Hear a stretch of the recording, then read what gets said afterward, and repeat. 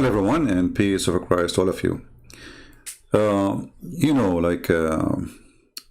If you remember, when Muslims always we speak to them about anything regardless their religion, the Muslims always blame someone else of everything. As an example, the terrorism, America, Israel. But when the terrorist Muhammad was exist, there was no America, there was no Israel, and actually he is the one who sent letters to the king of the Roman, convert or die. When we say to them, violence, Islam teach violence, then the Muslim will respond, will say, shall I show you verses from the Old Testament 4,000 years ago?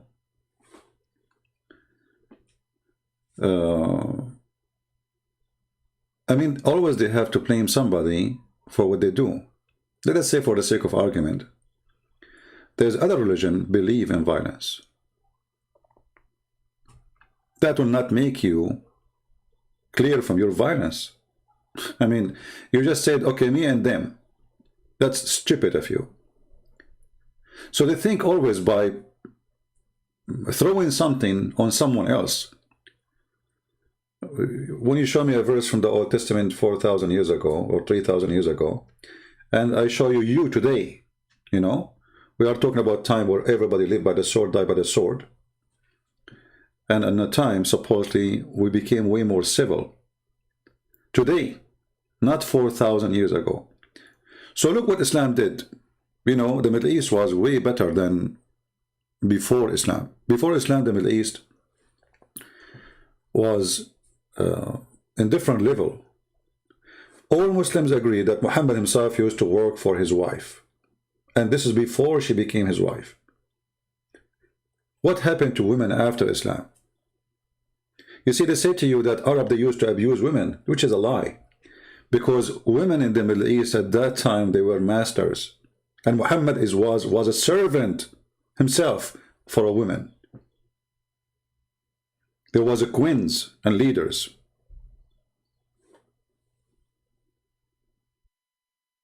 So what happened?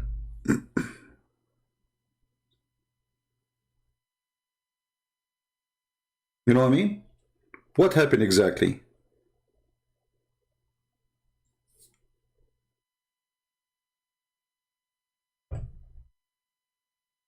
Why we cannot see the same women exist again? Why after Islam women they are wearing burqa?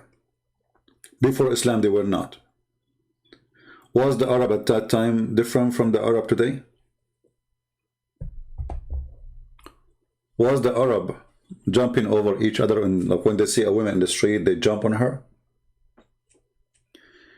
You see, all the stories we hear from Muhammad and his companions about the Arab, we don't find that Arab were filthy, but Muhammad, he brought the filth to the Arab by making every human being think of the women in a very, very bad way. This filthy man, perverted man, he is the Prime Minister of Pakistan. Pakistan, not Pakistan, as in English.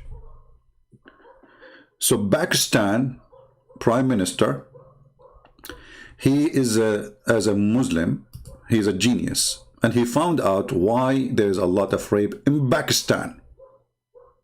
Okay, why? Explain to us. Pakistan Prime Minister. उसका direct impact पड़ा उनकी family system पे। जब मैं गया था तो एक तलाक होती, ये सारा जो पर्दे का कॉन्सेप्ट है ये क्या है कि temptation. Hold on, let us show you more of the screen so you can read the translation, because now you cannot see it. Give me a second.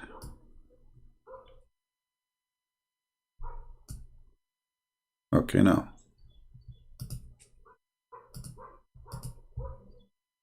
ये क्या है कि टेम्पटेशन ना हो माशरे में, कि टेम्पटेशन ना हो माशरे में। आप माशरे के अंदर There is no temptation in the society, brother, if you are wearing a veil. There is no temptation, you stupid idiot donkey. Well, those women who are getting raped there, they are wearing veil. And let me show you how your prophet, the filthy prophet Muhammad, he got tempted by a woman. She's walking by and she was wearing a burqa.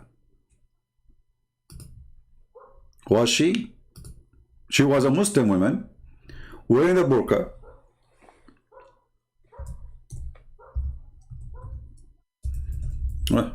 My keyboard is acting bad. Uh-oh. And my keyboard is typing the wrong letters. Hold on. I need to fix that.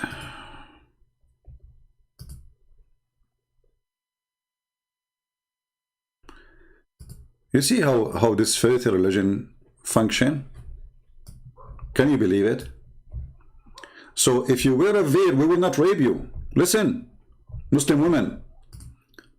The Prime Minister of Pakistan, he just gave a license for every scumbag in the Pakistan country that if a woman, she is not wearing a veil, you can go to the judge and you say, hey, she was not wearing a veil. I'm excused. Because if she was wearing a veil, I will not rape her. Can you believe how low, how filthy, how trashy, how garbage this religion is?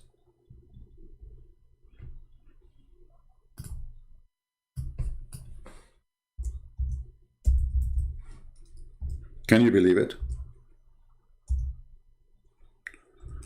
Okay, finally our keyboard working fine. That's good. This is the filthy Muhammad, peace be upon him. A lot of peace on him. I mean, there's nobody in history was a criminal killer, rapist as he is, and they say peace upon him, Allah pray on him. I mean, you name it. This is Muhammad, a woman, she walked by and she was wearing her veil, and she's a Muslim woman. Jabir reported that Allah Messenger, may Allah be on him, saw a woman. So he came to his wife, Zainab. Okay, hold on. What do you mean he saw a woman? Hey, Muslims, what does that mean? He saw a woman. So he came to his wife, and she was tanning leather.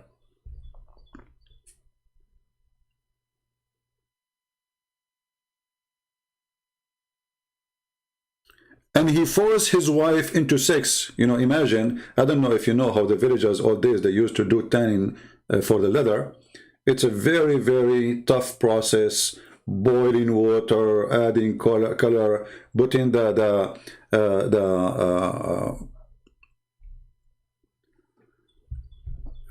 leather in, taking the leather out, etc.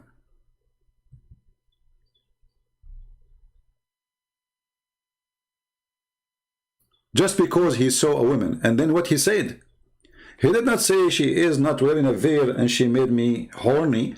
He said the woman, she advanced and retired in the shape of the devil. So the filthy Muhammad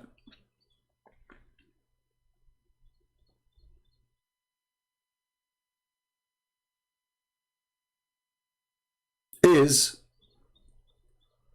tempted just by a woman walking by. And she's a Muslim woman. And she is not wearing bikini, and there's no skirt at that time.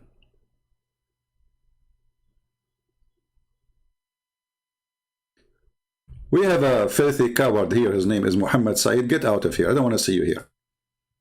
You are a son of Mut'ah for sure. Because any man who promote, and he said, this is a lesson for you, Christian Prince. When we are walking here in the street and I see women who they are wearing, you know, whatever wearing, short skirt, whatever, I don't jump on them. You know why? Because Muhammad could not make me a dog. If Muhammad was able to make you a dog, then this is a different story. I am a human. The dog Muhammad will not make me a dog like him. So if you are a Muslim, and you believe that your wife and your sister and your mother deserve respect, you should know, you should teach your children that women are not a piece of bone or meat. The second you see it, you jump on her.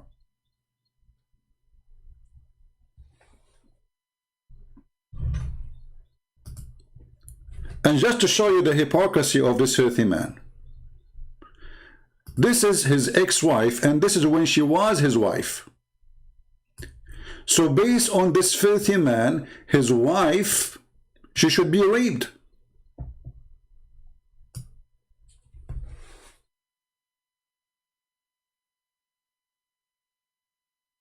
This is his wife, and this is when she was his wife. This is why her name is his last name when she took this picture.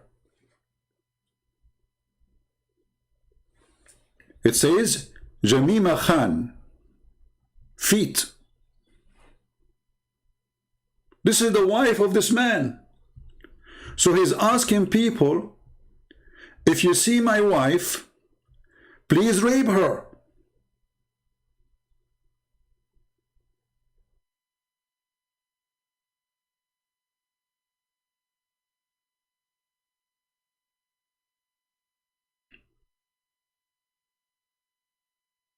But you need to understand that those coward leaders, if we can call them leaders, they do say things for the sake of election. Obviously, this man, he don't believe in a single word of what he's saying. But by saying it, you became a filthy creature for me. How come he is marrying to this woman, and this is how she used to dress when she was his wife? She dressed long clothes when she go to Pakistan. Because in Pakistan, they will rape her. So when she go back to England with him, she wears short skirt. So the Prime Minister of Pakistan is saying to you, Islam made us very civil people. If a woman wearing a skirt, short skirt like this, we will rip her to pieces. In my beautiful country, Pakistan.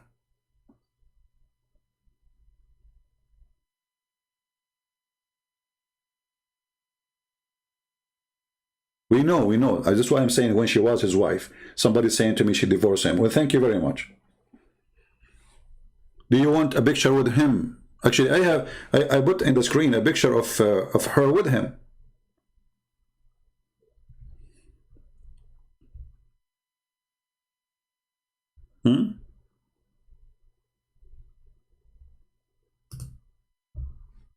What is this? This is the wife.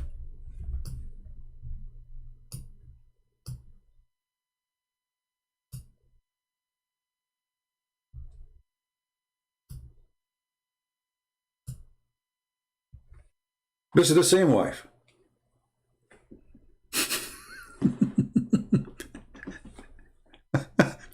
He's a rich man. and here you see how some women, I mean, how in the world even you marry such a man? Just because you have some pennies? What a quality of a woman you are. So she accept to put this in her head? What a transforming machine.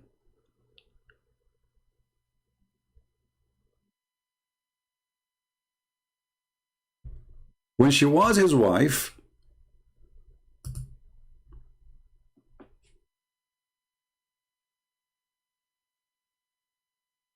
according to Naaman Khan, his wife should be attacked.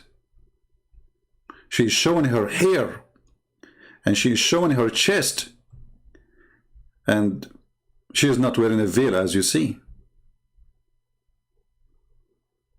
How you do that?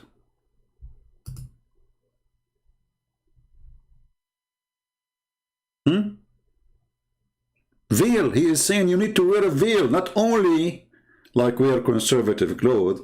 No. You need to wear a veil. How come when he was married, she did not wear a veil?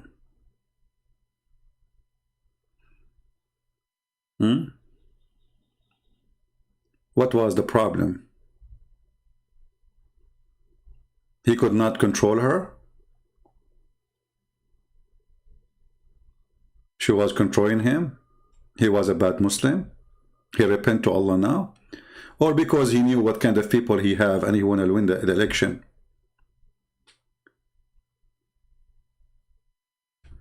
You know, Islam is the leader in Pakistan. It is a country of lead, brother.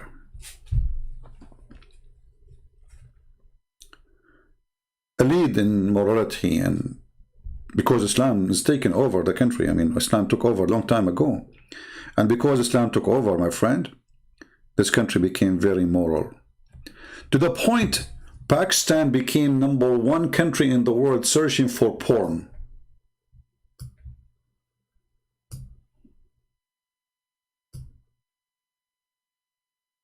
So now look what we did. We told everybody have to wear a veil. Islam, brother, Islam. And then everybody is searching for porn. Some people, they keep saying to me, he's divorced already from, we know, what's wrong with the people? Why people are stupid? We know that the guy is divorced already. We are showing you when she was his wife, what she used to dress. What's wrong with people? Are you stupid or what? Why do you keep repeating saying she is we know she is divorced. We show you that when she is with him as a wife, she was not wearing the veil. He is saying if you don't wear the veil, men, they will rape you. What's wrong with people? Nobody is listening. Too much hashish. Stop saying to me she is divorced. I mean, we knew that those Muslim men anyway, they will marry them just for fun. As you see, he don't respect her. Because if he respect her, and she is his wife, by what he is saying now his wife is a whore. That's what he's saying. A woman, she is not wearing a veil, according to this filthy prime minister of Pakistan, the porn country. She is a whore. Again, somebody will come and say, oh, she divorced her. We know. I said from the beginning, his ex-wife. What's wrong with you?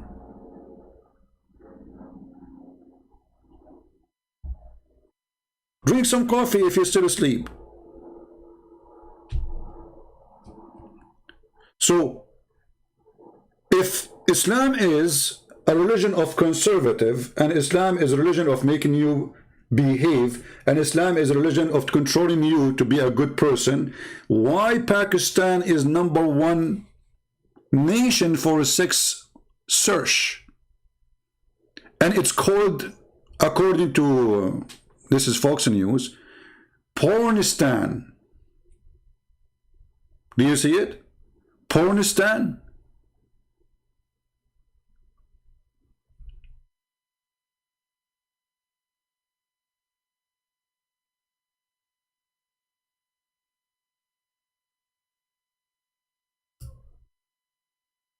They got upset because Google published which country is #1 searching for sex. They got upset from the truth. It hurt. And what they search for? They search rape sex. Look, they are #1. Sex with donkey. Sex with horse. Do you see what they are looking for? Camel sex.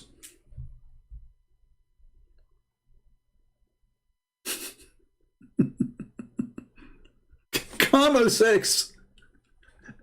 Sex with dog. Rape pictures. Rape sex.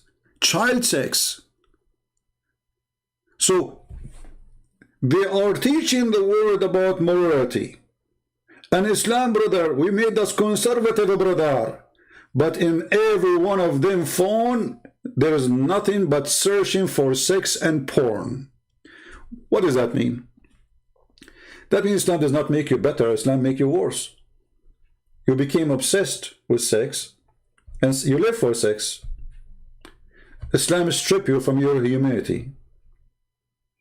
Like a normal human, maybe he live for, let us say, 22 hours a day, normal human being, and maybe an hour or two he think about women or something. Let's say human being as a man.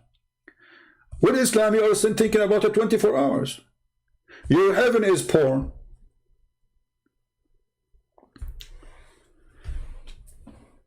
even in the heaven of Islam, when Allah, He promised Muslim men that they will have a lot of women for sex, look what He said to them. Because Islam make you believe that women are sexual property. Sexual property.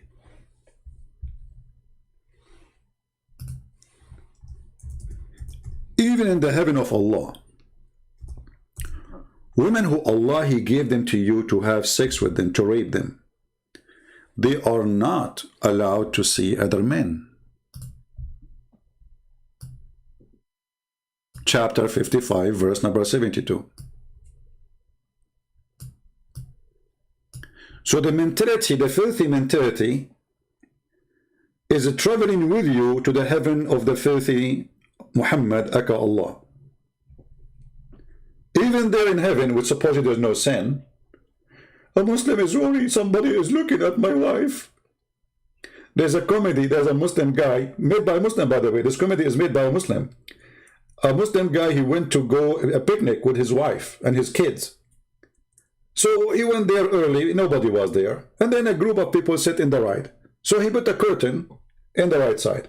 Then a group of people sit in the left. So he put a curtain in the other side. Another group in the other side, he put a curtain. So his wife, she said to him, so while we are here, let us go home.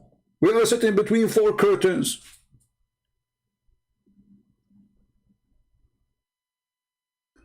So now you are in heaven, and you are going to sit with your wives between 4 curtains. But yet you are in heaven. I mean, nobody will jump over your window, and no need for to worry about security and rape. But still, those women, brother, they are restrained. Do you see the word restrained? Islam made the women a sexual product to be used and abused. This is why the Quran says in chapter 3, verse number 34, beat them. When a woman, if you remember the hadith, when a woman, she came and she was complaining about her husband, he want to force her, he want to rape her. And he did beat her to do that. What Muhammad, he said to her? He said, he's right. If you think you can go back to your previous husband without him raping you, you are mistaken. And as you see, the woman, her husband, he beat her in order to force her into sex, and her skin became greener than her clothing. Aisha, she said, a lady came wearing a green veil and explained, also complained to her. Oh, Aisha, she's complaining to her, for her husband, and showed her a green spot in her skin caused by beating. It was a habit of ladies to support each other. Look at the habit of the ladies. Look at this habit, man. Disgusting. You know, women are women. What you can do? It's a habit of ladies supporting each other, you know. No, you cannot support each other. Get beaten, you know, that's it. Enjoy it. You know? This is why they say, no man will be questioned for beating his wife. No man should be questioned. Why? Because if we question the man why he did beat his wife, we are stripping Islam from the reason to be a Muslim. All those gang who joined Muhammad to be Muslims with him, they are seeking a privilege. So if we take the privilege from them,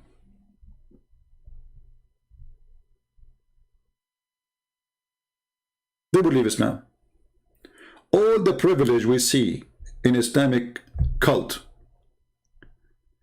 is made for the man and the man only, and the women are just accessories. And why? Because Muhammad, he need those men to fight for him. It's not the women who will go and do jihad and kidnap some women for him.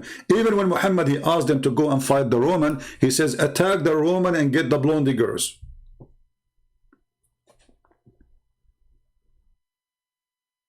Attack the Roman and get the blondie girls.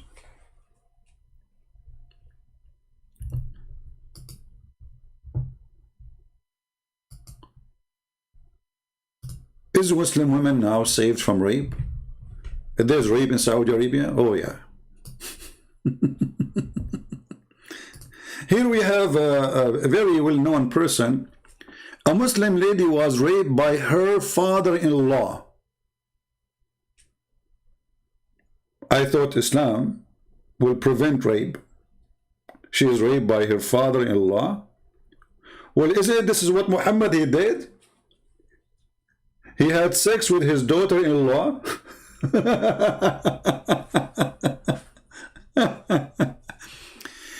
And Islam, brother, create a solution, brother, for rape. Let us see the solution. I want to see the solution. I'm interested. Allah says in the Quran, in Surah Ahzab, chapter number 33, verse number 59, O Prophet, tell your wives and your daughters and the believing women that when they go abroad, they should put on the cloak, they should put on the jilbab, so that they shall be recognized and it will prevent them from being molested.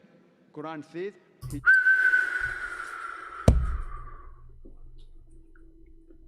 brothers and sisters, that will prevent them from being molested. Did you hear it? That will prevent them from being molested. You know what? I'm totally convinced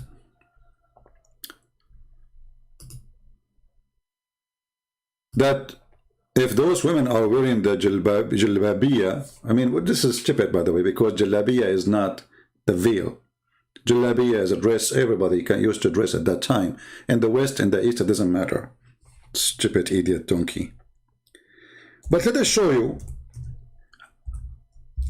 are we really going to have decency if we wear the jalabiya which he was talking about? This is the jalabiya.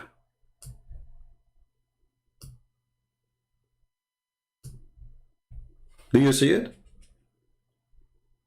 This is the jalabiya. Please don't forget to wear your jalabiya. What is that? Is that a circus or something? Oh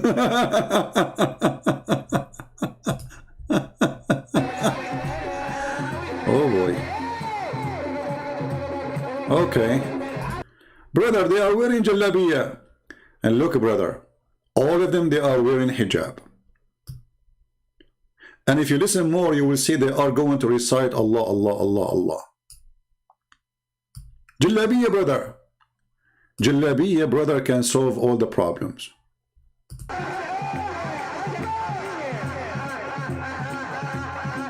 Two women in the top of each other, and the other guy is shaking his butt with the other woman's butt. And remember, all they are wearing hijab. Praise be to Allah. You can't even see their face. Brother,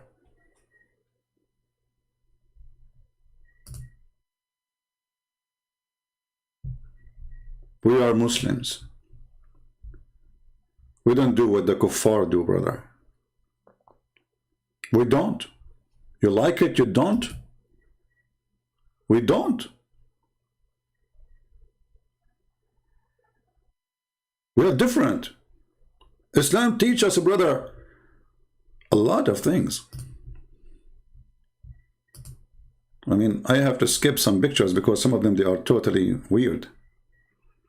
What is that? I mean, it's very moderate to have two women in the top of each other. Oh boy. Okay, let us forget this topic.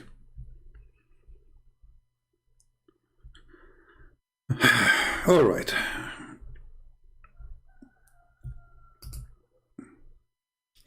So, as you see, those people, they speak about things. If you go and you know, I've been in Asia, I've been in Thailand, I've been in many countries.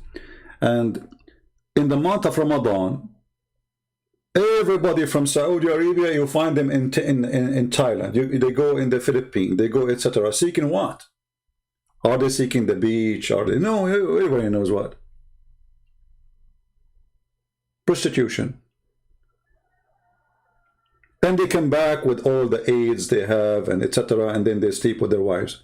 This is why, You know, in Islamic countries, AIDS spread like fire. Why? Because a man have multiple partners, and all those men, 99% maybe, go abroad, have sex with the different women as soon as they get a chance to do it, because Islam made them believe that you can't do that.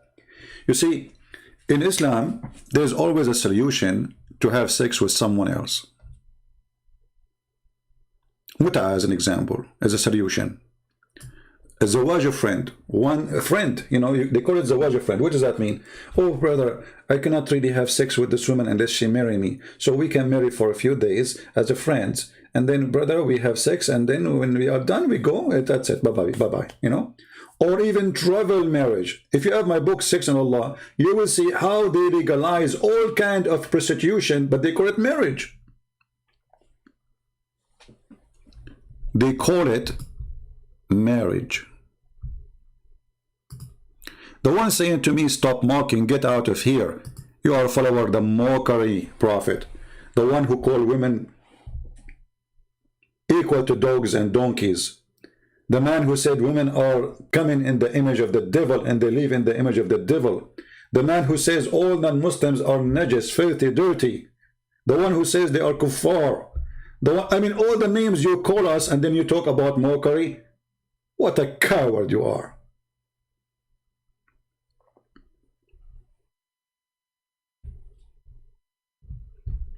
As you see, it is #1 mockery countries, Islamic, you know, I mean Islamic religion, and yet they say to you, stop your mockery.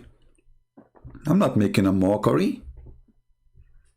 The one who make a mockery is your prophet. He's making mockery of you. He made you a sex maniac. He made you a sex toy. He made you stupid. That is a mockery.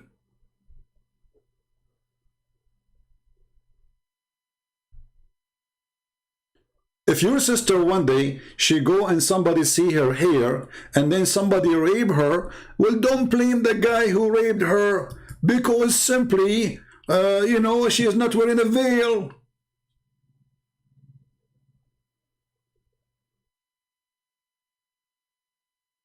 Sorry.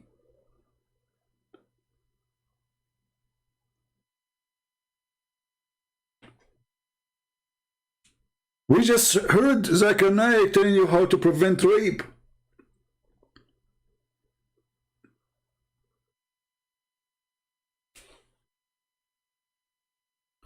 Then we go to different topic.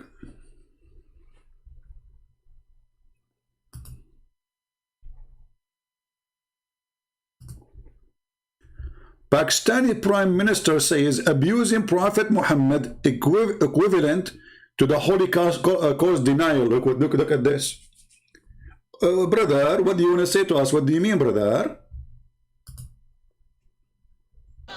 In Lahore, supporters of the Tahreek Labbaik Pakistan, or TLP party, gathered Friday, chanting religious slogans outside party headquarters. Their protest organized offline. Okay, hold on. Anyway, so they are chatting, and the prophet, if you insult the prophet, you have to go to jail. You know what? I challenge the Muslim to accept this. Anyone who insults a prophet, he go to jail. Because the first one who goes to jail is you. You insult everybody. You know, when you as a Muslim, you say Jesus is just a man, he's just a prophet, not God, that is an insult to me. So all of you should go to jail then. When you say Buddha is not God, well, this is their God, that's an insult. You go to jail.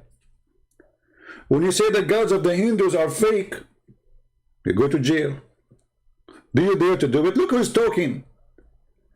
Look who is talking about insulting other people belief. Are followers of the insulting machine Muhammad.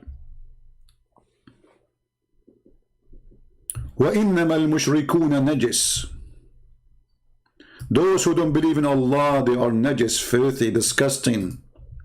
Forbid them from entering our holy land.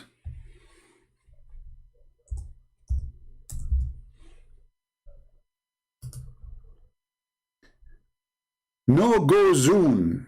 You see, the Muslims sometimes they come to us and they say, do you know what they did in South Africa, brother? So what they did?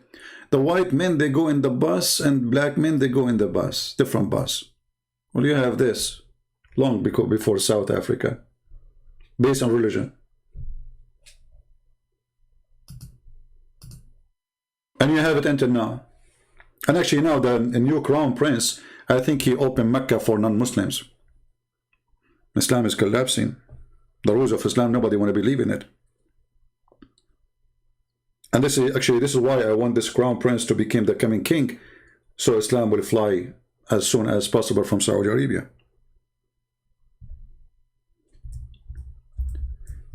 If you search in Google Muslims only Mecca and search for pictures,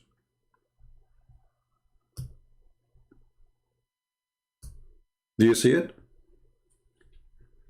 Muslims only. Why?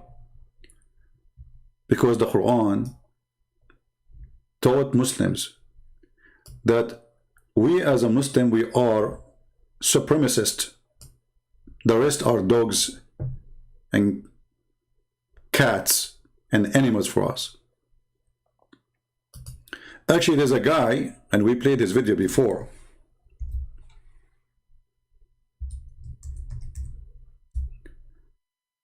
He made a video saying, reciting the Quran. He's not making his own. Saying, brother, look at those cows.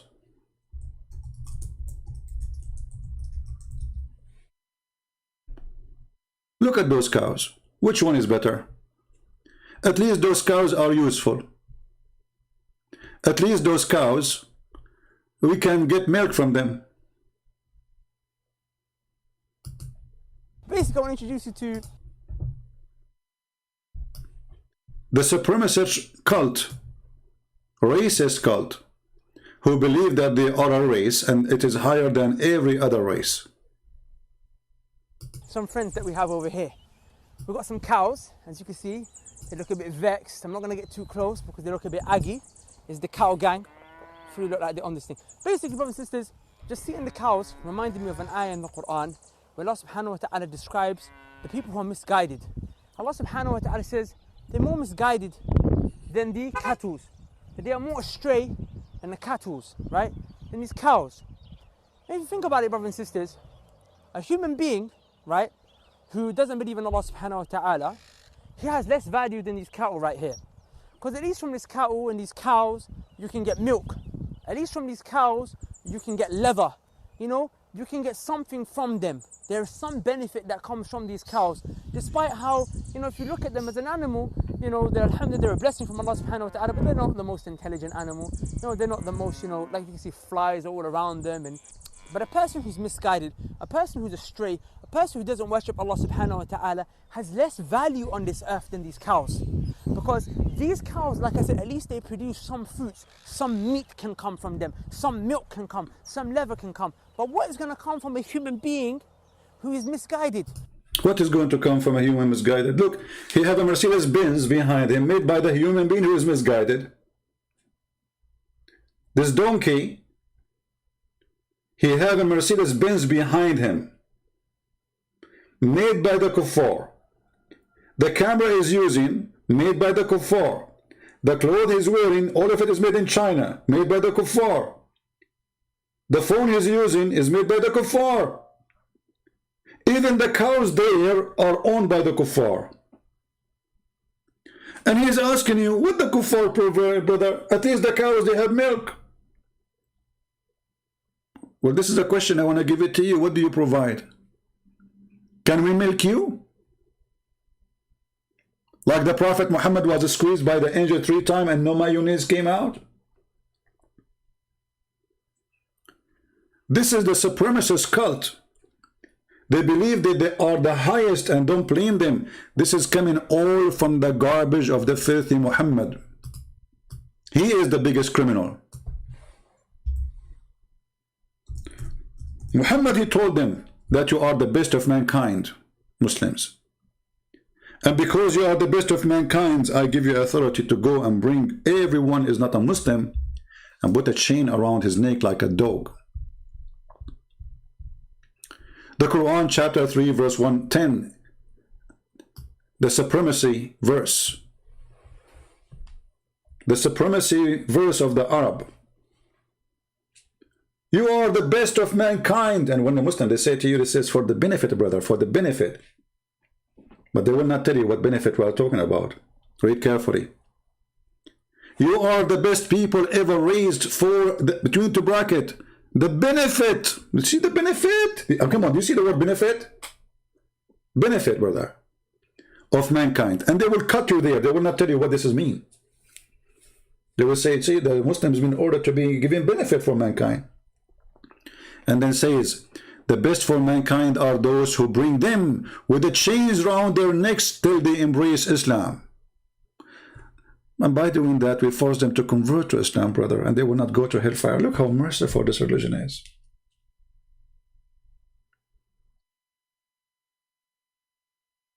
Look how beautiful, brother. I feel like I want to cry.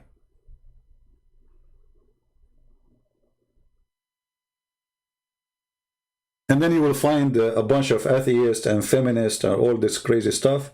They say to you, we love Islam. What? We love Islam. Well, Islam says beat the women. We love Islam. Okay.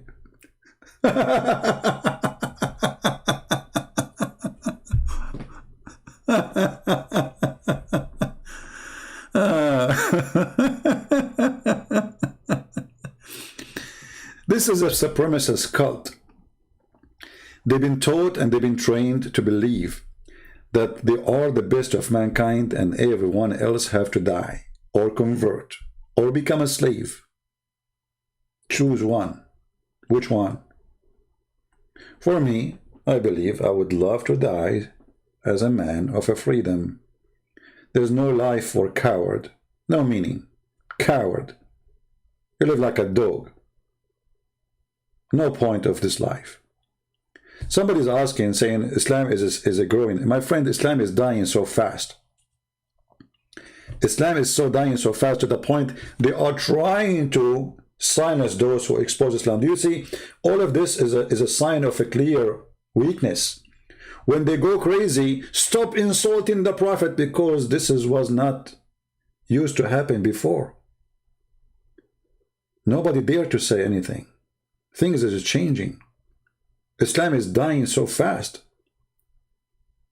Muslims leaving Islam left and right. They don't, Muslims, they make video. If somebody convert to Islam, they spread the video all over.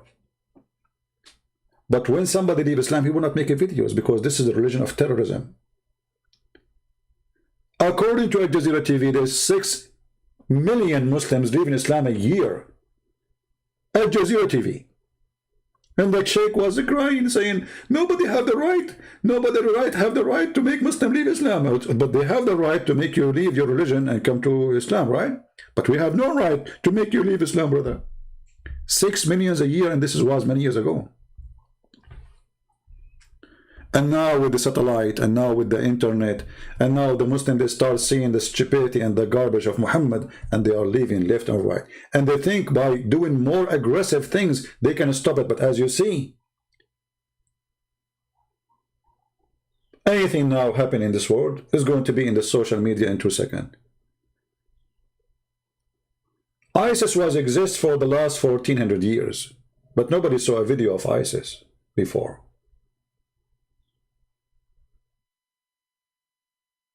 And then when ISIS start practicing the true Islam, Muslims, they start writing articles saying, ISIS is not Islam. And I challenge any Muhammadan to show me one thing ISIS did is not Islamic. Do you remember the video where ISIS, they put chains around the women from the Yazidi and the Christians? You remember them? They took them as slaves. Oh, they are not doing that, brother. This is not Islamic. Well, here we go.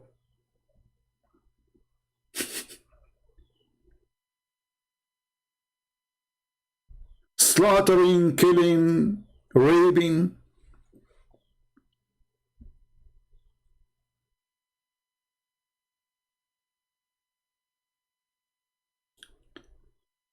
And Muhammad, he claimed that if we bring you and the chain in your neck and we make you a slave and you convert to Islam, and we will keep you as a slave, by the way, because they did that to many who they are slaves, they converted to Islam so they will not be abused extra, but they will not let them go free. Actually, Muhammad himself, he did not let Bilal go free. See, the Muslim, they keep saying Bilal, Bilal. First of all, if Muhammad is a prophet against slavery, why he have Bilal anyway? Muhammad himself, he have tons of women for sex purpose, not to wash dishes.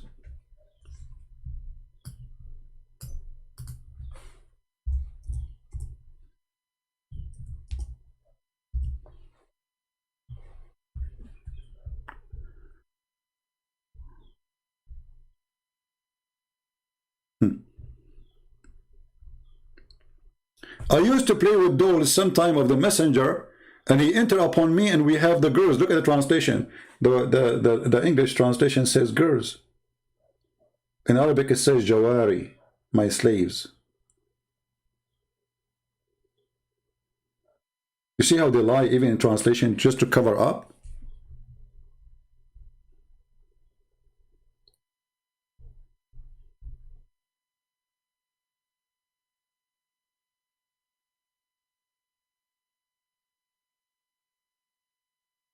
A man who had women and slave girls could have intercourse with all of them before he did ghusl.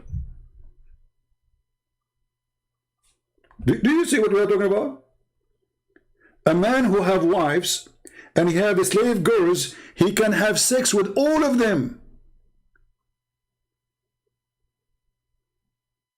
I mean, what kind of a man he is going to have sex with all of them before he wash?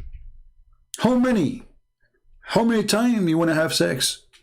Perverted cult?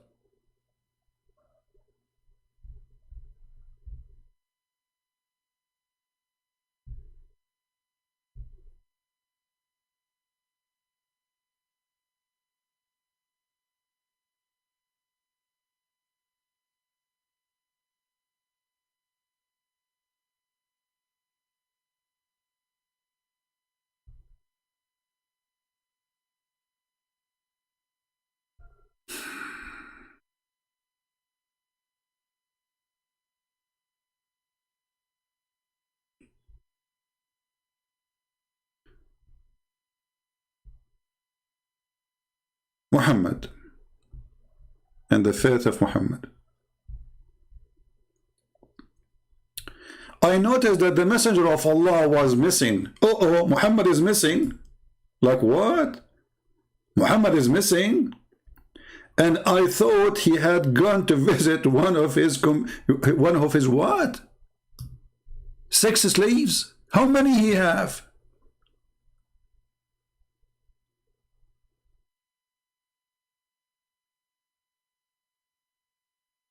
But Aisha said I was wrong. I thought he is doing that as usual. I thought he had gone to visit one of his sex slaves. How many he have?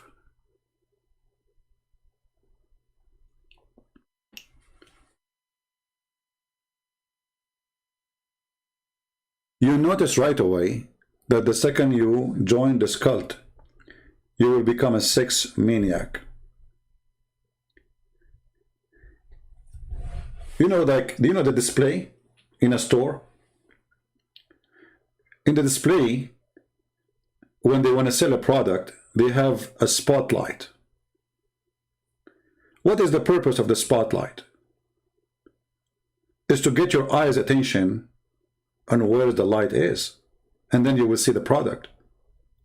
Islam make the women a woman in display by putting her in the burqa, because now she is a sexual object wherever she go. And when the man he see anything of this woman, he will consider it as an invitation. Anything.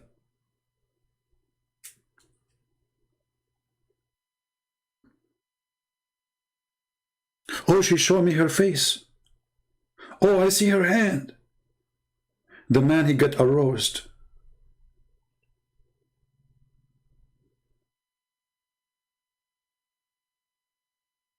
And now Muslim men are not even getting married in Saudi Arabia. because of YouTube and internet, the average of marriage is very low. Why? Well, he look at the one in, you know, next to him, and the one is in the YouTube. Look how beautiful she is there. I'm gonna go there.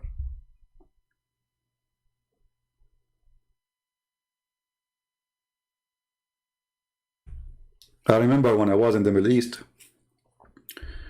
one day, you know, in the Middle East, like you have, it's different, like the way the buildings is done. So like everything is concrete. So, you know, I was in the roof. We have like a nice yard in the top of the roof. And suddenly everybody is fixing his satellite. The whole town is in the roof. Afternoon, I went to walk. I was like a teenage.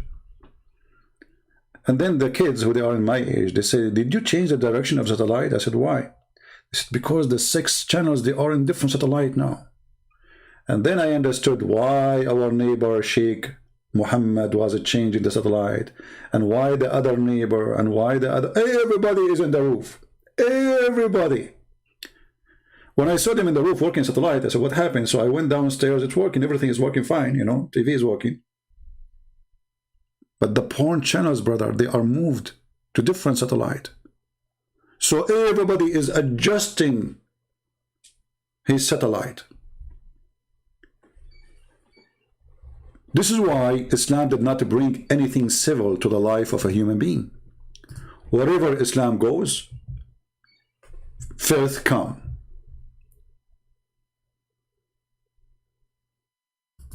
This is why Pakistan earning #1 word in search for pornographic terms.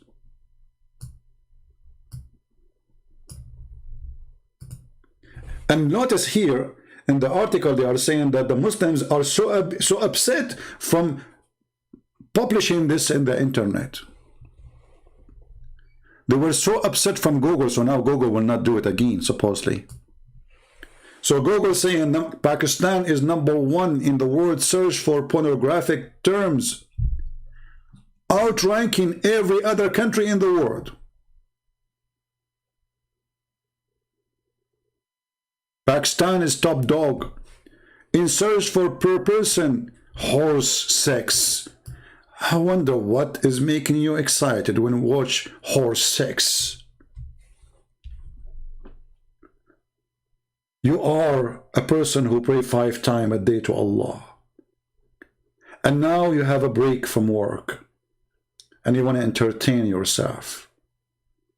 I go in Google and search for horse sex. Wow. Since 2004? Brother, you broke the record.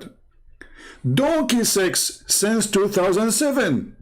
Aren't you upset that there is somebody before you? He was #1. Oh, by the way, why did they put #1 before #7? We want to see which country.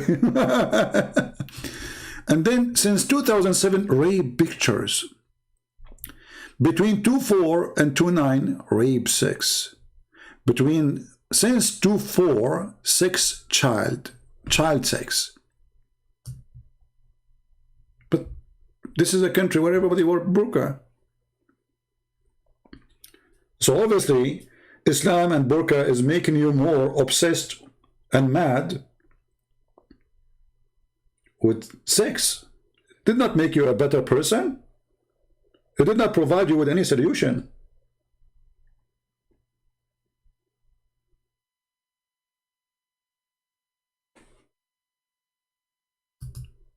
So my friends, Islam obviously is a very evil cult.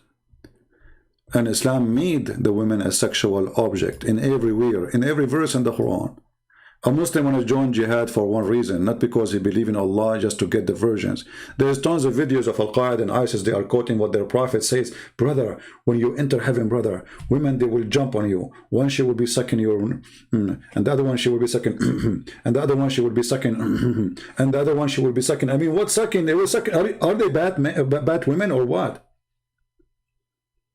So you enter the room and they will jump in the top of you. You don't even have it, like, you will be raped, literally. And the Muslim like, wow, I cannot wait for that, brother. Man, I want to go on suicide now, join ISIS. I die. After 2 minutes, I will be in my room. And women, you idiot, you will have no penis anyway. You will become shish kebab. Allah will make me have a... Even when their prophet, he promised them a penis. Iman, have you ever heard? A prophet, he promised them endless penis. Which religion promise you a penis will never go sleep?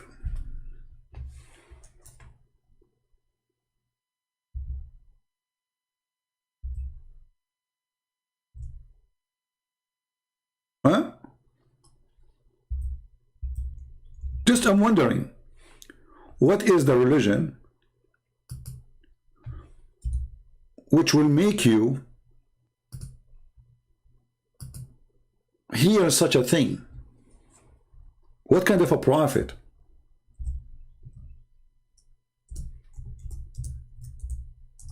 What kind of God?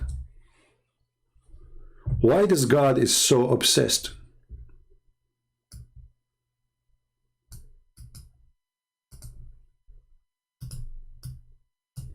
with penises and vagina? And the funny, the Muslim, they say to me, Christian Prince, why you keep talking about things? I am the one who's talking about it.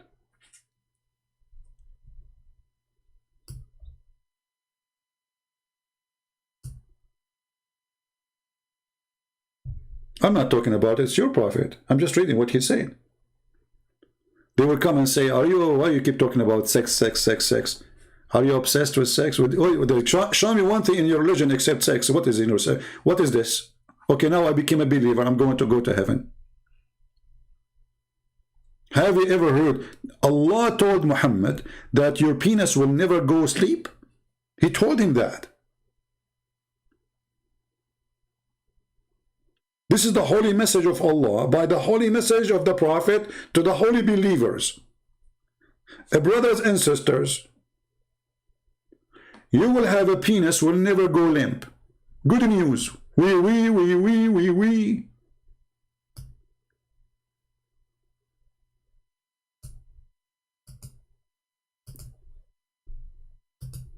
And brother, Allah will take the prostitutes.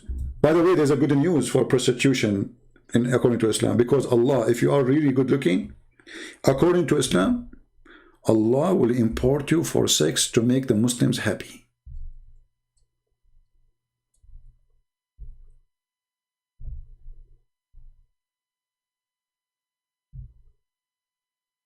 Allah will import you, literally.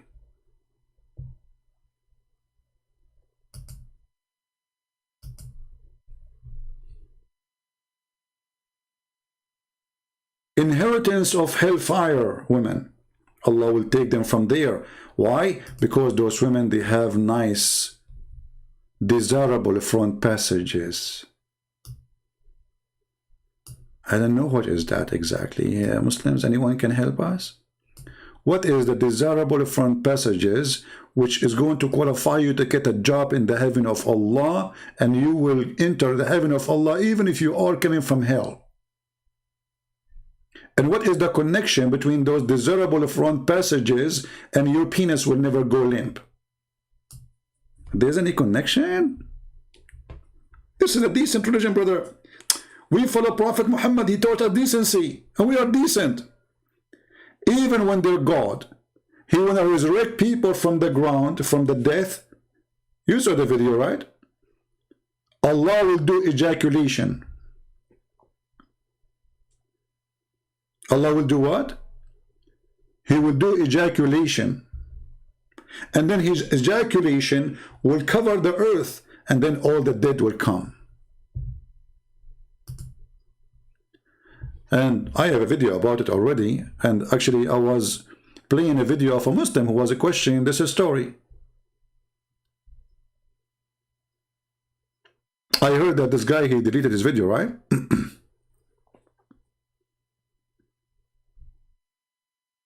Abu Layth? Did he? Somebody told me that he deleted after I made a video about it. But I think it's too late already. People have, you know. So it was a Muslim who was asking himself,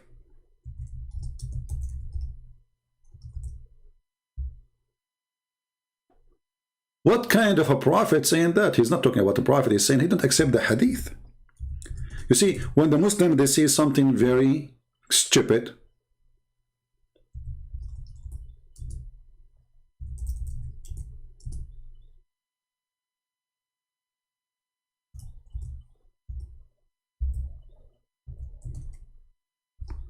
I'm trying to find the video he played for us.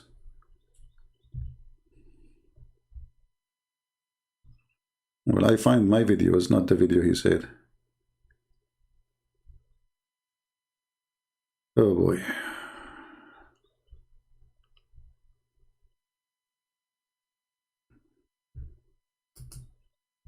The best form of charity. Okay, commercial.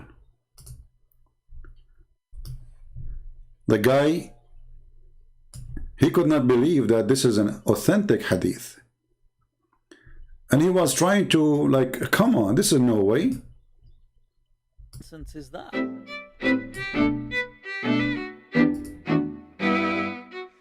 We can say that the Quran strongly suggests, the Quran seems to have a very strong indication that Isa is coming. However, it is not definitive and it is not conclusive in and of itself.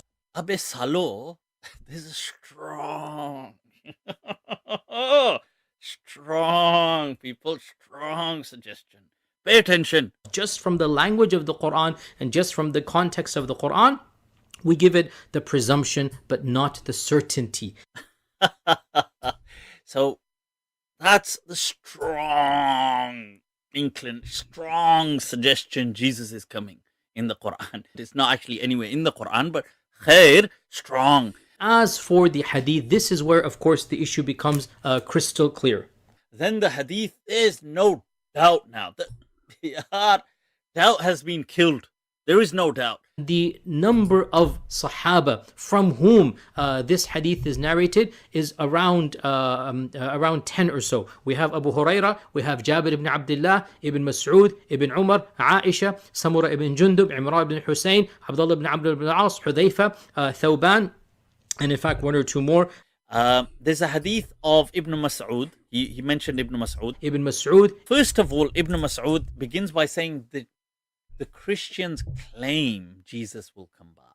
You see this belief creeping in. But brothers, sisters, the Christian claim.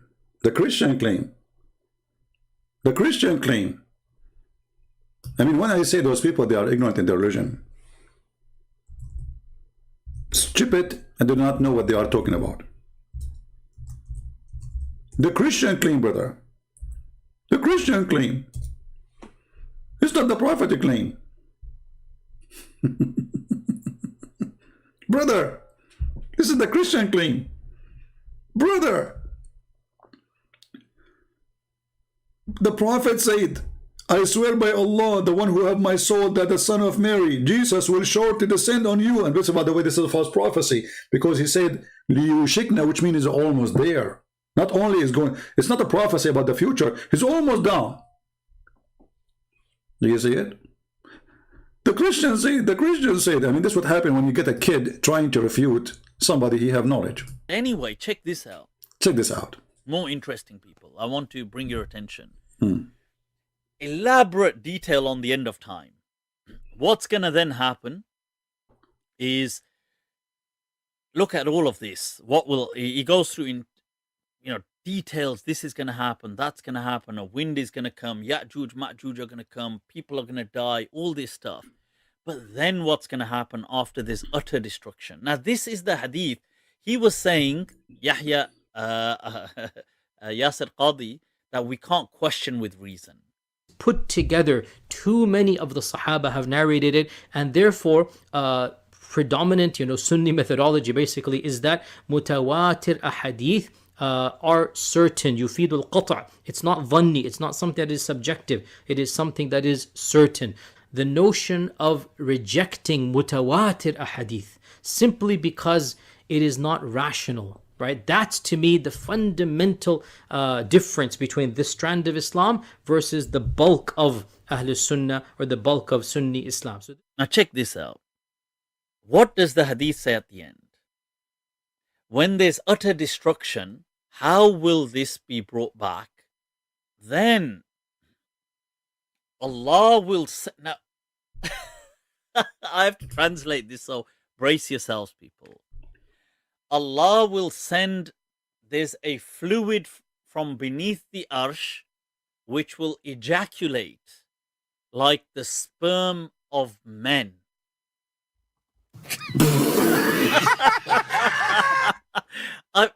Whoa, people, let me repeat. Look at it for yourselves. ثُمَّ يُرْسِلُ اللَّهُ مَاءً, Allah will send down on earth, shower down on earth, fluid from beneath his arsh. So beneath his throne there's a collection of fluid, which is كَمَنِيِّ الرِّجَالِ, which is like the sperm of men. This is going to shower down on the globe, and what's going to happen is this is going to then give birth to once again life. So sperm.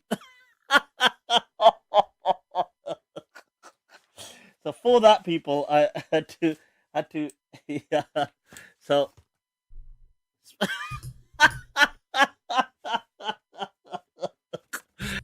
Stop. This is what happened to a Muslim when he read his books. He opened an umbrella to cover his head from the ejaculation of Allah. And this is what they do when they listen to me. In order to protect themselves from the ejaculation of the books of Islam, because it is disgusting, it is stupid, it is crazy. So what they try to do, they open an umbrella and say, I don't see you, I don't hear you. You don't open an umbrella when Zakir Naik is talking. I put the cake with him, and I'm going to answer him. And fourth word, Allah have ejaculating. First of all, the Quran says it is he, and obviously he is a man, and he has a reading. Please, sister there, put your umbrella down. There is no sun. Say, brother, I'm not opening the umbrella because of the sun. There's no sun, but it's just spitting all over the place. This is Islam. Even resurrection is done by ejaculation of Allah. And this Muslim guy, he could not believe it that this is in his book. But you believe it or not, who cares? It's there. It's there. You don't want to believe it? Is it up to you? Is it up to you to cancel what Muhammad said? Are you making fun of what your prophet said and what Allah said to him? then Allah will now I have to translate this, so brace yourselves, people. Allah will send, there's a fluid from beneath the arsh which will ejaculate like the sperm of men.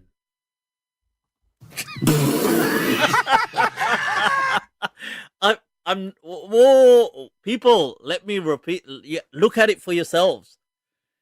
ثُمَّ يُرْسِلُ اللَّهُ مَاءً, Allah will send down on earth, shower down on earth, fluid from beneath his arsh. So beneath his throne there's a collection of fluid, which is كَمَنِيِّ الرِّجَالِ, which is like the sperm of men. This is going to shower down on the globe, and what's going to happen is this is going to then give birth to once again life. So now where Muhammad is getting this is from the God of Baal. You know Baal? Allah is Baal, the same God. Like they have different name, but obviously the same method. Baal, the people in the old days, those who believe in Baal, he ejaculate, and then spring come. And women get fertility, and even animals, they have babies. That is Baal who fertilizes everything. Allah is the same as Baal. It's different God, different name, different territory. The God of fertility. My friend, the one who's saying, Abu Hamid, that South Korea is going to hand over Rahat John Austin to Islamic State of Pakistan. Okay, let me ask you, why we Christians don't give support for this guy? If you are Pakistani people who support freedom for your country, why you don't organize yourself and ask some Christians to join you? And I'm sure many they will join you. Those who live where the embassy, there's many embassy for South Korea. There's one in California, there's one, etc. Go, do something. Make a big sign. Don't do that. You know, let people talk about it.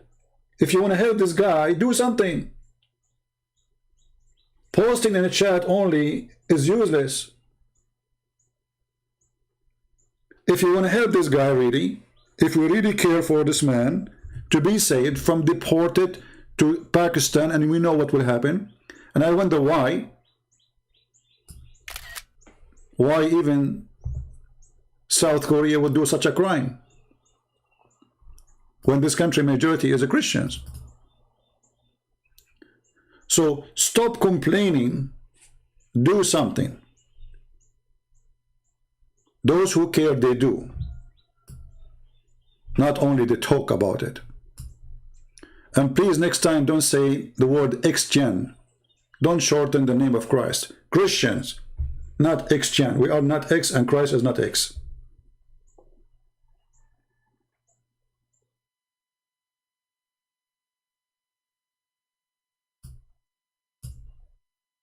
Stop being negative and be positive. Do something. Go now, contact all the Christian Pakistani churches. Says, hey, you guys, all the ministers on those churches, contact other ministers. Let us make a movement and save this person. And then the media will start talking about, and then South Korea will not deliver this person. But if nobody care, then nobody care.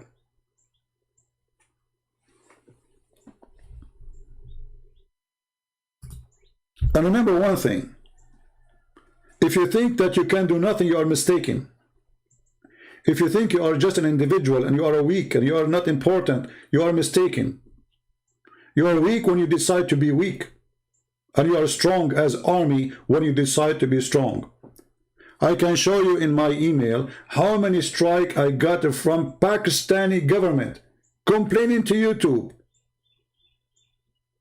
The Pakistani government, a country who have nuke, they are worried. They are saying those videos are a threat for our security.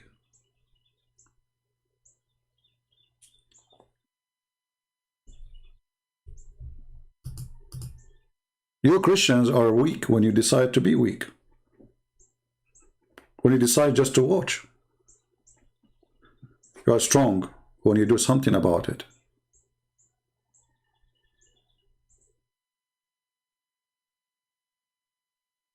And we are very strong. But the problem became, we became so much, okay, we trust the Lord, we trust the Lord. Okay, my friend, the Lord said to you, work and I am with you.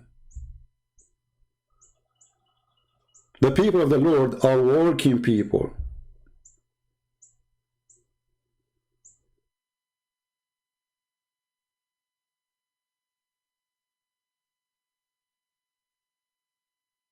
Pakistan is not worried about that the country became #1 6 porn star country in the world. They are worried about my videos. And each time I open my email, I find YouTube sending me, we receive a complaint, legal complaint from the government of Pakistan. We showed you already many of them.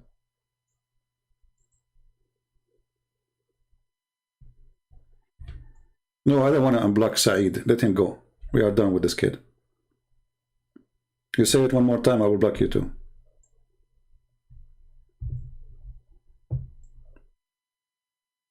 We have no time for kids. So, when this religion speak of dignity, you should know better that this religion have no dignity. Their prophet, even he allowed them to have rent women. Have you ever heard of a religion says you can rent women? How you can do that? And this is God teaching. It's God teaching to rent a woman. And they explain to you how Islam teach, brother, that renting women is the best thing to do, brother.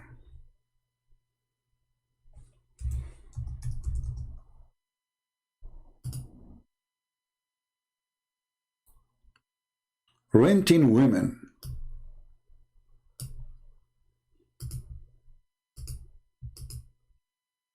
The 4 pillars of mut'ah.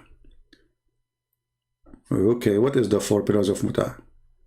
They explain to you that it have pillars. Look, this is very well organized religion. Pillars, brother. We have pillars of prostitution. Okay, what is the pillars? Can you tell us about the pillars, brother? In some work, a special term is applied to women who participate in mut'ah, mustajara. Mustajara in Arabic mean or rented women. Mut'ah is considered as a kind of rental because in general main basic aim is the kind of this marriage, they call it marriage, look at this, is sexual enjoyment of the women. So they say to you, burqa, they say to you, we are conservative, they say to you, my friend, this religion is the most lousy hippie cult ever exist for mankind. It is sex perverted establishment.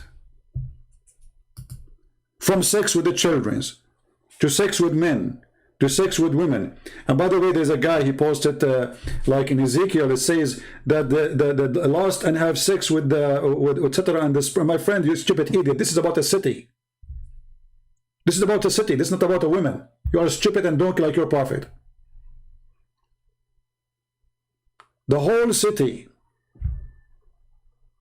There's 2 cities. This is not about one woman having sex with a camel, you idiot, with horses. But for someone like you, watching Zakir Naik, obviously you are super intelligent.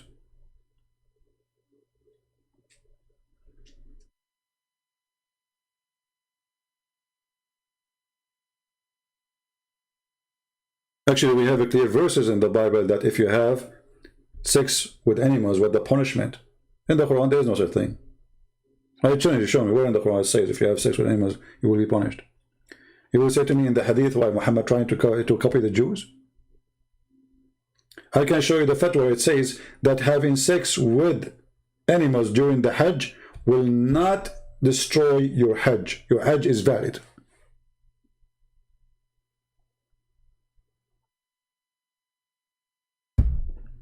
So if you are interested in renting women, Islam is what you deserve, you should have. So when those people, they say to us, like this is the Prime Minister of Pakistan, I understand very well the game. This guy, he knew what kind of people he is going to vote for him. In order to win the election, always before the election, they do something. They prepare themselves for the election. If you remember, when a Christian, he became the mayor of Jakarta in Indonesia. To get rid of him, the guy, he just said, those people, they are using Islam for the sake of election. They put him 40 years in jail, and they strip him from his job as a mayor when he's saying the truth. Why they are against him? Because he's a Christian. You cannot put the mayor, he's a Christian. So what if he's a good man? So what if people love him? So what if he's perfect for the job? Still he's a Christian. So the guy, he said, those people, they are using religion for the election. Just for saying that, he did not make insult of Muhammad. He did not say anything. That's not like me talking now. Nothing.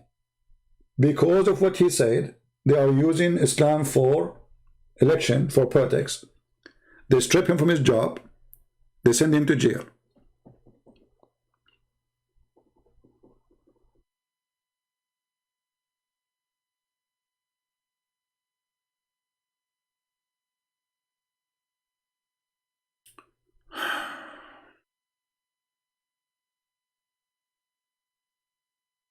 Can you show us the Hajj verse, having sex with animal? This is not a verse. This is not a verse. Actually, the Quran does not have verses anyway.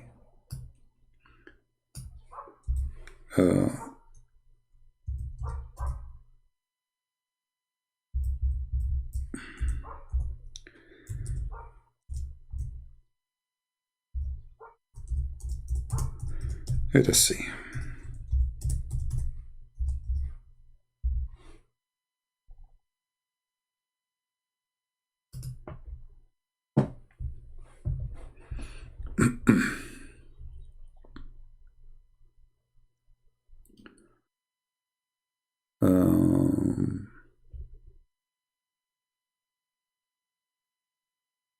Here we go.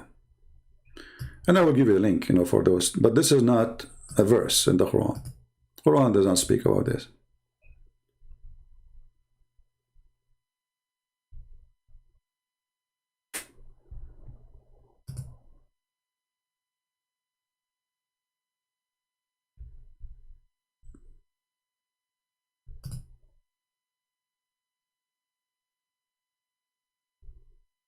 Let's see.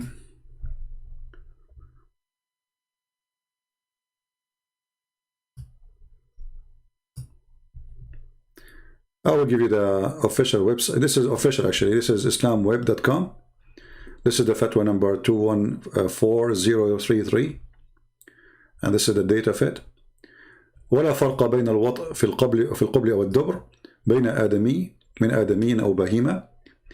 وبه قال الشافعي وأبو ثور ويتخرج في وطء البهيمة أن الحج لا يفسد به. وهو قول مالك وأبي حنيفة.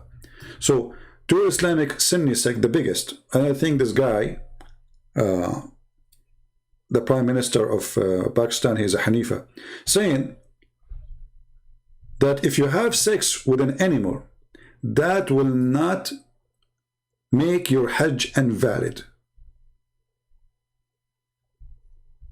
Also, there is no difference between sexual intercourse in the vagina or in the back passages. Wherefore, from a human or a beast. Accordingly, Ash-Shafi'i and Abu Hanifa said, and Abu Thawr, he said, this is the biggest names, the Hajj is not spoiled by it if you have intercourse with animals. Do you see it? Even if you have sex with a human, man with a man, homosexuality, in the anal. This is the translation. Let me check the original. Let us go to the original. This is the book of Kitab al-Mughni, page number, let's see which page this one, doesn't say which page we will find it, because it shows many pages in the same link.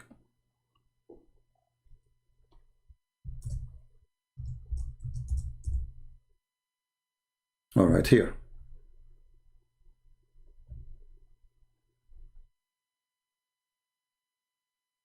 So what they are talking about, if you have sex with the animal, it's okay. There's no problem. No problem.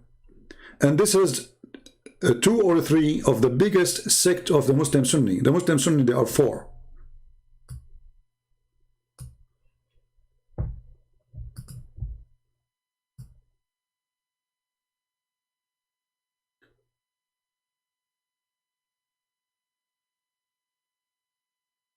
Al-Shafi'i, Malik, Abu Hanifa, they have no problem if you have sex with the animal during the Hajj, and that will not destroy your Hajj.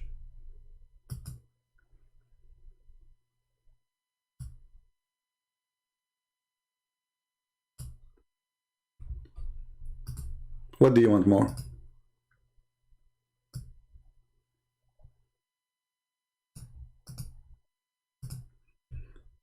Let me find you a link I can share.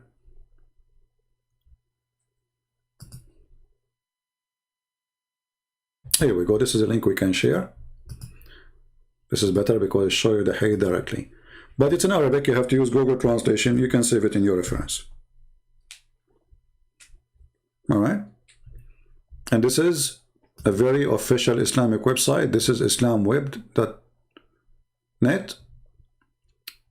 And this is the page number, the book of Al-Mughni, volume number 3, page number 160, hadith number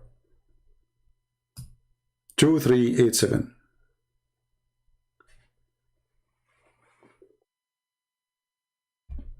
This is Islam. And always I need to warn you that when Muhammadan they speak about adultery as an example, they say to you, Islam is against adultery. For Muslims, adultery is different from adultery for us. For Islam promote adultery. Actually, there's verses in the Quran say clearly and showing you what the Muslim used to do with the slave girls. Slave girls, they've been forced into prostitution in the time of Muhammad. Women, Muslim women, they complain that their men, they became pimps. Muhammad, because he cannot make his men angry, and he liked the idea actually, it's making good money. He says, force not your girls into prostitution. And if you force them, Allah is all merciful. There's no punishment, there's no penalty, and it's okay. And this is telling you that Islam promote prostitution in the time of Muhammad, and Muhammad never made a punishment for prostitution. Force them not if they choose a chastity, which means give them a choice. If they like to work in prostitution, then there's no sin. This is a chapter 24, verse number 33.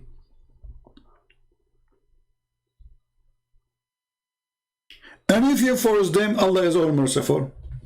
That's it. Don't worry about it. Do you see it? So don't be fooled when they say to you, Islam is against prostitution, Islam is conservative, Islam is the most lousy. Have you ever heard of a prophet, he ordered women to give their boobs to an adult man to suck it?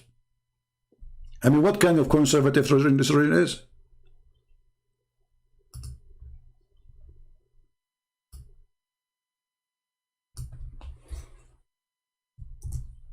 Have you ever heard of this before?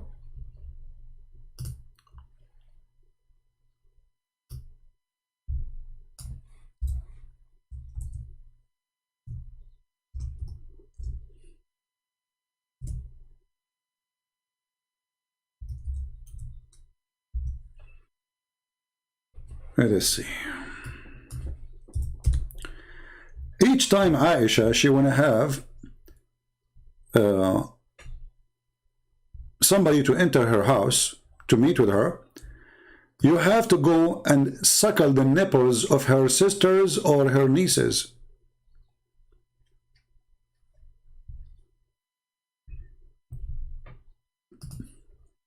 Let us show you the hadith.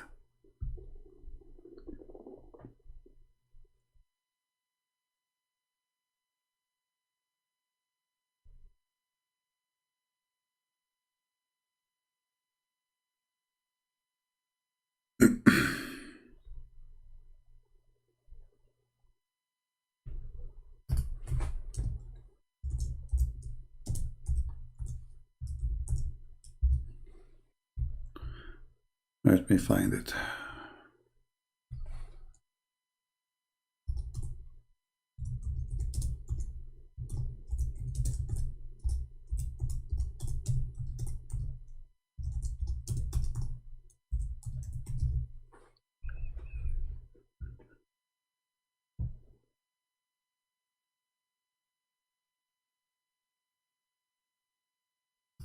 Here we go. You see how conservative?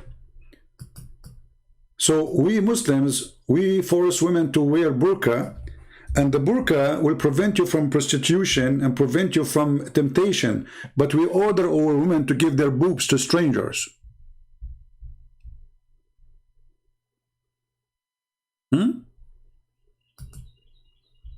Anyone want to enter upon Aisha, he have to go and suckle her sisters.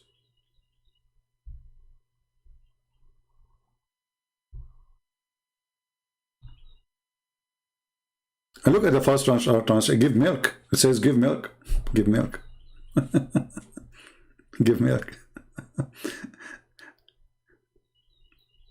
So whenever a man, she wanted to be able to come and see her, she ordered her sister Kulthum bint Abu Bakr and the daughters of her brother to suckle, not to give milk. Look at the funny translation, give milk. Why, she's a cow?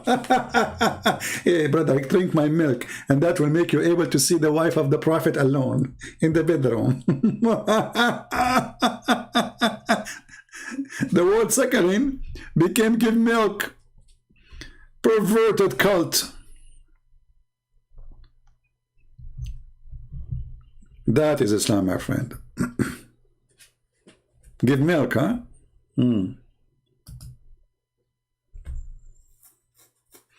Actually, there was a Muslim sheikh in Twitter. He was talking about this, what the Prophet taught, and we should follow it. You know, I mean, why we should not? This is what the Prophet said. And there's a kid, his name is Mimi Hijab, if you remember him.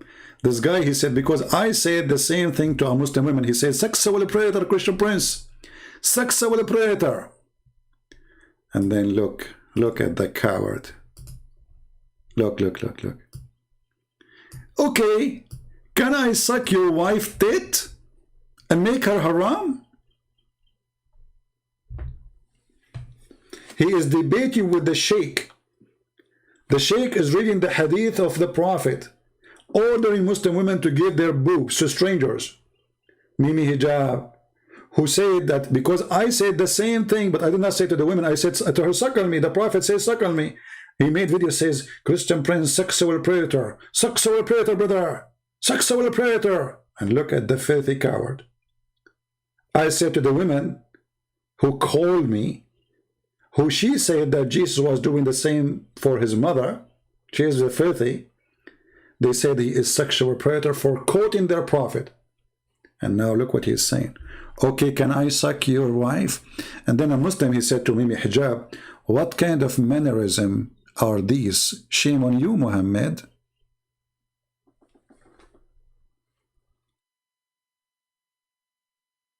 This is Islam. This is what happened when a Muslim, he tried to reject what his prophet saying. I mean, the sheikh is saying to you what the prophet said. What's the problem? Are you making fun of the prophet? Yes, we make fun of the prophet. Why not? And you make it like he is making fun of the guy, not the prophet, but the fact he's making fun of his religion.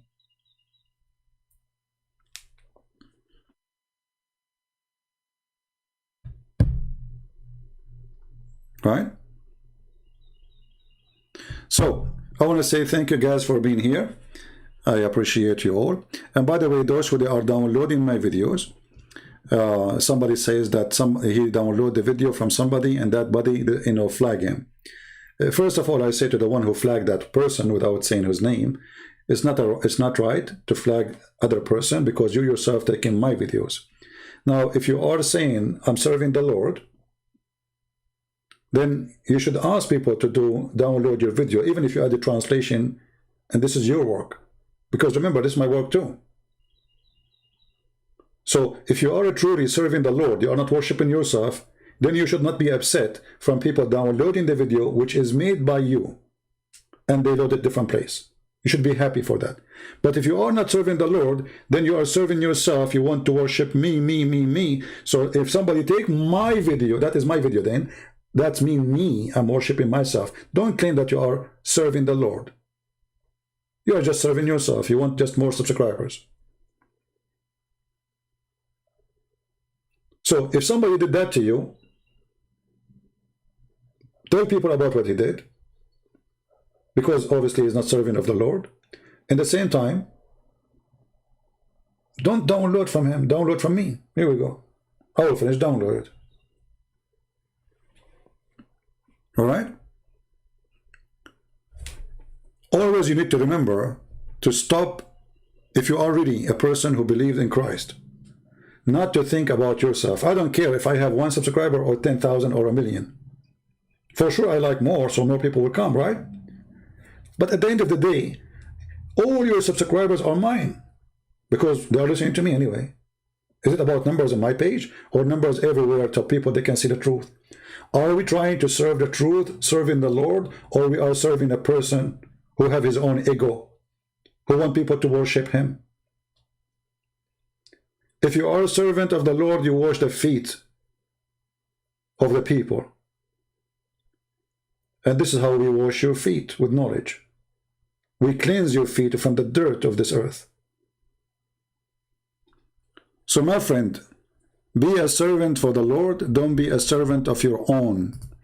Because if you do so, you and your ego will go with you, or your ego. You will die soon, nobody will remember you. And the Lord even will not remember your work, Because he will say to you, many they will say to me, Lord, Lord, God, God.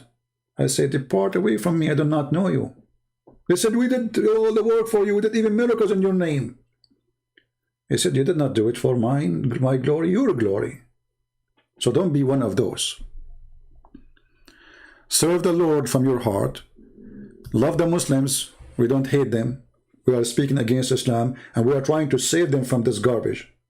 It's called Muhammad Islamic supremacist cult. Don't hate. Don't teach violence. If you want to help the guy in South Africa, the one who is, they are going to deport him, start right now, contact your minister in a church, say, hey, there's a guy, this is what will happen to him. Let us do something, if you are Pakistani or not. I wish I can do the same. I don't have any minister to contact, really. I don't do business with the churches, sadly. Because most of them, they don't like what I do. My topic is very aggressive. They want to spend their day just doing sermon and rituals. Nobody want to fight for the truth. But if you go to church, and I encourage you to go, find a good church to go to, find a good man to listen to, tell them, let us do something. You can have a peaceful strike in the front of the South African embassy. TV stations will come. Call newspapers, TV stations, so they will know about you are there. And be sure to do it legally. Don't break the law. Don't be savage. Don't use violence. You are a Christian, remember that. Do it legally. There's embassies everywhere, in every country. Talk to your church, see how you can organize it. Contact the authority if you need to get a license for that, in case you need it. And then stand with this poor man who is going to be deported. Do something. Right? Do something. This person now, God knows what he is thinking. The whole world left me alone. Nobody cared for me. If I am a famous man, if I am important man, the whole world will talk. If I'm a Muslim, the whole world will talk about him. But he's a Pakistani Christian. And we knew how they are treated. So what we do, we just watch what's happening. Why not all the Pakistani, they organized, all the Pakistani in USA, in Europe, etc., go and make a strike in the front of the South African embassy. Don't give this man, you have no right. Because we know what will happen to him. Or what is a crime, what he did. Like if he's a criminal, if he's a rapist, send him back. If he kills somebody, send him back.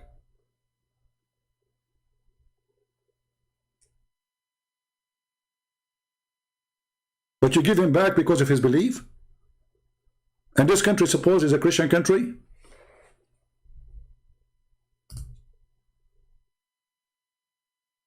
So do something.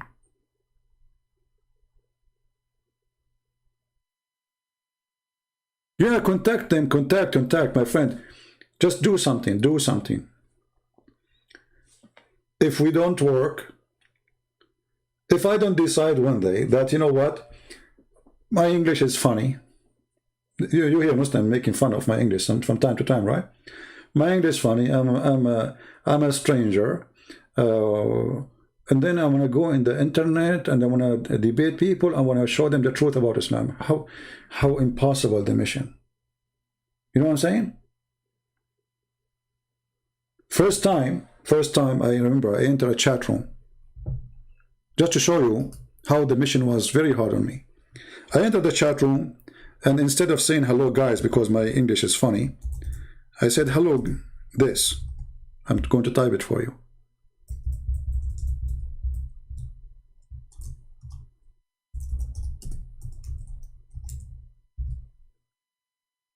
And then right away they start cursing me.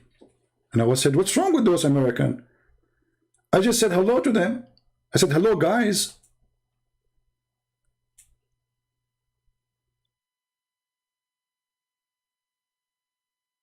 Do you notice how bad it was? How hard, how impossible it is? Like, what?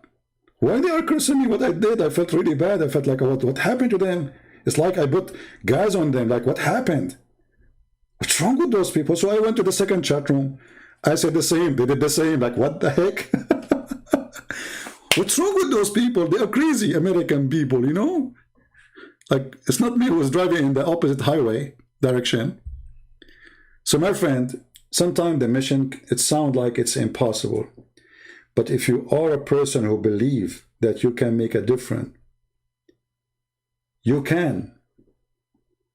Go and see in Indonesia if we say now how many people in Indonesia they knew about me, you will not believe it.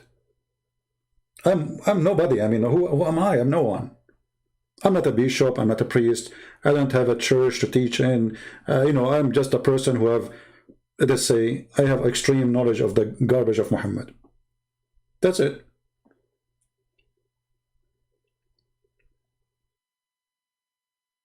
And I never thought even I can write books in English. That would be crazy. But the Lord always provides people who help you to fix your grammar, to fix your English, to make it better, etc. So I write what I can write, and then people they volunteer to help my grammar to fix it.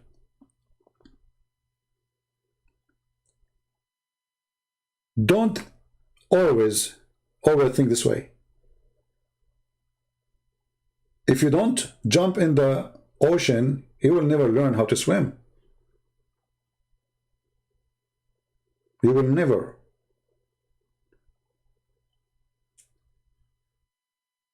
Be strong and be a believer. When you are a believer, there is nothing is called mission is impossible.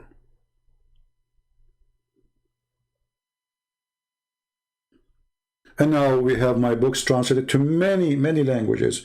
Russian, Polish, somebody now working in the Romanian, we have Indonesians, we have Albanian, Bosnian, Croatian, we have German, we have Dutch, we have a French. I mean, imagine my books are translated to all languages in the world, and most of them is given for free. Isn't it amazing what one person can do? So imagine if every one of you, he says, I can do the same and even better. The Lord, he gave every one of you as a gift, and sometimes your fear prevent you from using your gift. You're afraid to be laughed at. You're afraid that people will make fun of you or whatever. Don't worry about the people. There's always people who will appreciate you. People do not know you until they see your quality. And this is the question, do you have a good quality or not? So my friends, work, serve the Lord, pray for the Muslims, we love them, we don't hate them, but for sure Islam is nothing but evil. Islam is nothing but of the devil. We people who love peace, and because we love peace, we are fighting Islam. As simple as that. South Korea, the guy in South Korea. Somebody post his name in the comment section, please. Post his name. Tell everybody to contact his church. Help this guy, you know. And always do the same. You do not need invitation. When you see somebody discriminated, just because of his faith. Especially his faith is not teaching hate and killing. Why you wanna do that to him? What he did? Like this guy, he believed that Jesus said to him, love your enemy. Is that a crime? This guy, he believed Muhammad is a fraud. Oh, it's a crime.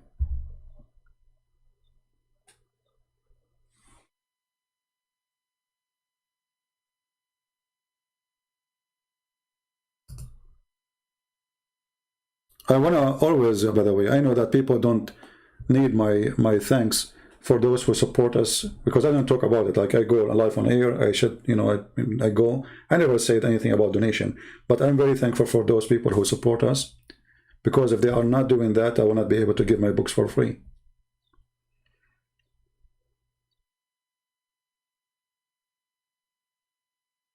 I feel so happy that millions and millions of Indonesians are getting my books for free in their own language. And I hope somebody now is working in Chinese translation. I cannot wait to see my first book in Chinese. That would be so beautiful. Because there's more than 1 billion. Actually, what billion? I think there's maybe 2 billion human beings who speak Chinese.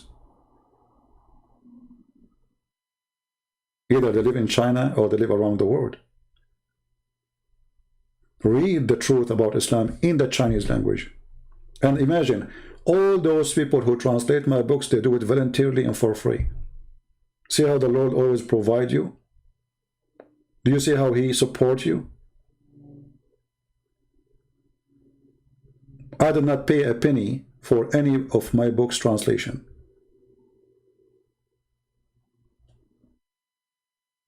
So sometimes I get upset from the Christians because not too many, they are, you know, interested in fighting for the truth. But there is many, they are good people.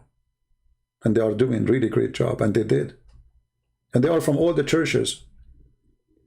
Protestant, Catholic, Orthodox. I have people working translation from everywhere. This is what makes us one church. The Messiah, the love of the Messiah. The priests, they divide us. Christ, He unites us.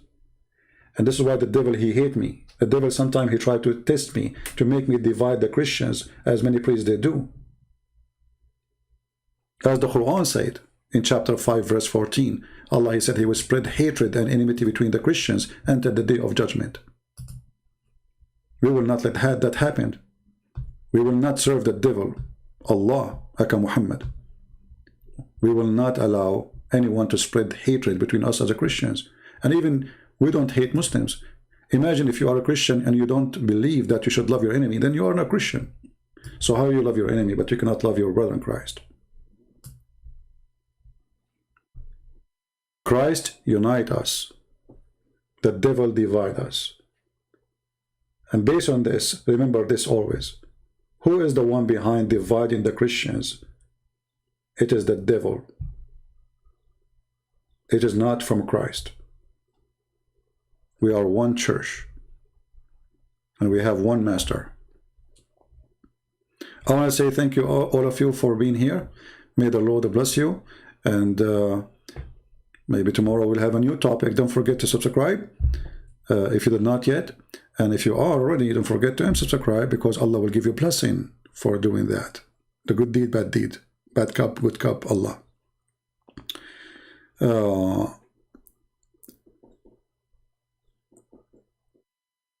So Core CP, is his book is so bad? For sure my book is so bad. I mean, I'm talking about Allah, what you expect? Like, hello? A Muslim saying my book is bad. My friend, this is an honor degree for me to say my book is bad, because if my book is good to you, that means I said nothing there. Do you understand, people? If a Muslim, he says the books of a Christian prince is good, that means you should not read it. Period. That means those books are bad for you. They are fraud then. When a Muslim, he says the book of a Christian prince, the books of a Christian prince, they are bad, that means that's a good, wonderful book. If Muslims, they come here and say, Christian prince, may Allah bless you, that means I'm just being a fraud. If they don't oppose what I do, that's a clear sign that this is a person you should not listen to. This is why you see Muslims, they favor some people who claim to be Christian, like James White as an example. Because he defends Islam. Anyone from any church, Catholic, Protestant, whatever, he defends Islam, Muslim, they say, bless you. There's a rabbi. All his audience are Muslims. He claimed to be a rabbi, he lives in Indonesia.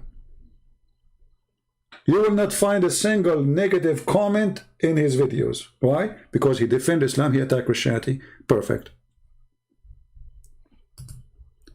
The Lord, he said, from their fruits you shall know them. And this is our fruits, and you be the judge. to listen or not. But at the end of the day, the real judge is God, our Lord. He will be back, and even the cult of Islam believe that the Messiah is coming back. So get ready, Muslims. You will stand in the front of the Lord, who your prophet said, when the devil he see him, he will be dissolved like salt. And your devil Muhammad will dissolve like salt when he see the Messiah. Our Messiah is coming. Your prophet is dead. And for those who believe in the Messiah, they will live. The Lord, he says, whoever believe in me and die will live forever. Those who follow the dead Muhammad, they go with the dead Muhammad.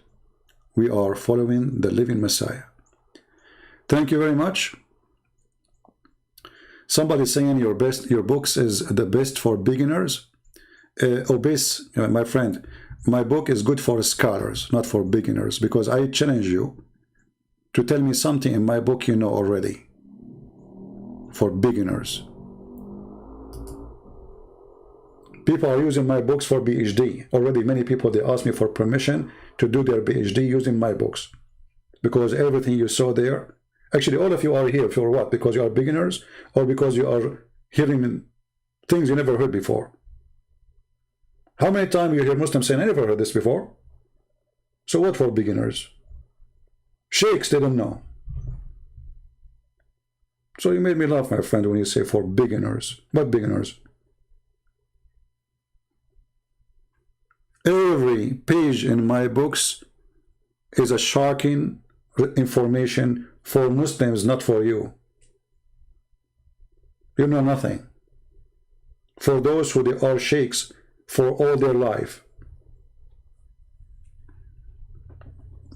So thank you guys for being here. May the Lord bless you. Until we see you soon again. Christ is Lord. Islam is false. And don't forget to download the video as soon as it is ready, because we don't get, keep my videos in my page for long. Thank you and God bless. Take care.